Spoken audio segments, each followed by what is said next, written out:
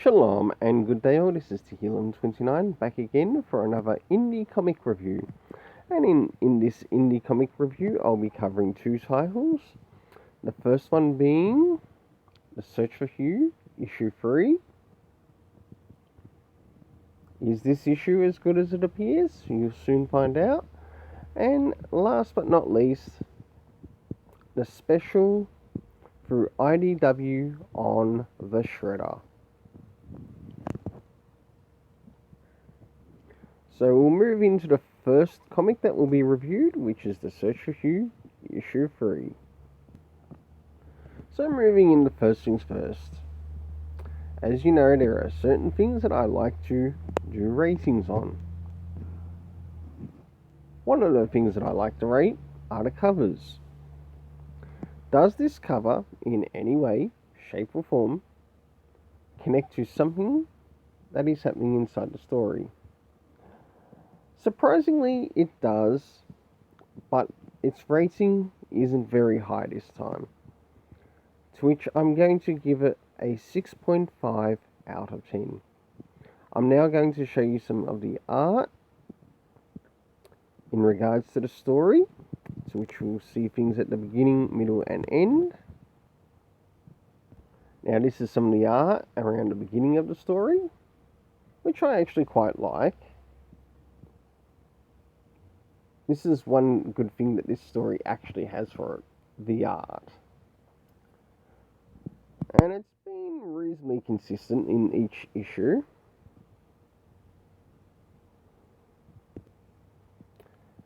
Now this is back to the main character,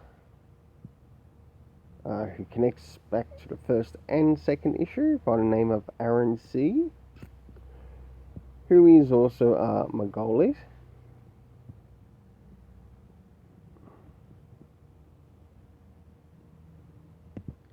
And last but not least, the art towards the end of the story.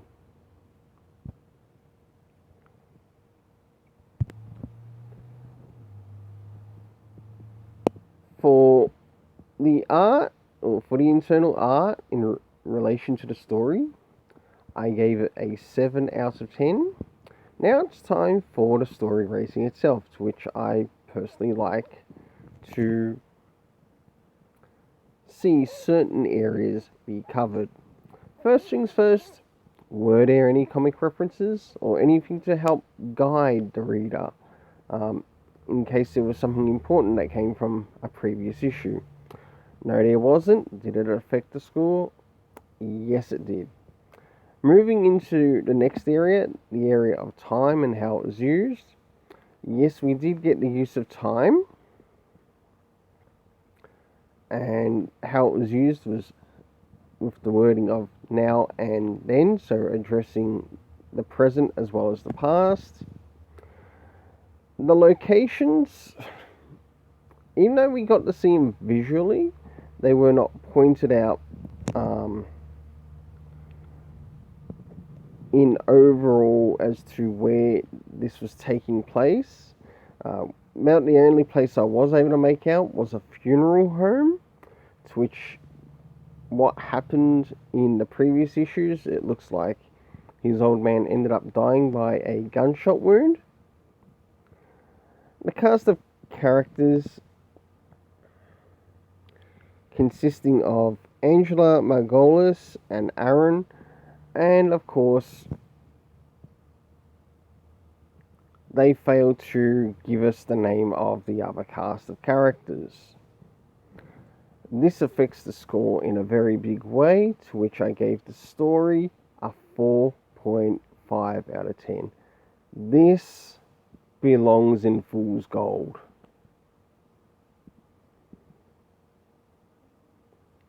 His first issue was brilliant. Second issue started losing its way. Third issue, it has lost its way.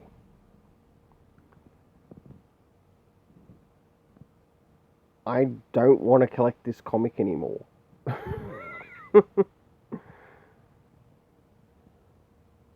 This story is terribly written, and it's probably better for the trade. I don't know if I'll be reviewing the fourth issue, after this one, unless the fourth issue picks up, I can't see myself collecting this any further. I'll now move on to the next issue, or the next indie comic to which will be reviewed. So now it's time to begin the Teenage Mutant Ninja Turtles special on the Shredder. Starting off with the cover, what did I rate this cover? Well, seeing it does center around this character, I gave it an 8 out of 10. I'll now move to inside the book, to which we'll get to see some of the art in regards to 3 stories that actually appear in this. So as you can see there, these are the stories that are actually in this special. And this is the beginning of some of the art in the story. I'll now jump to the middle. Now this is some of the art in the middle.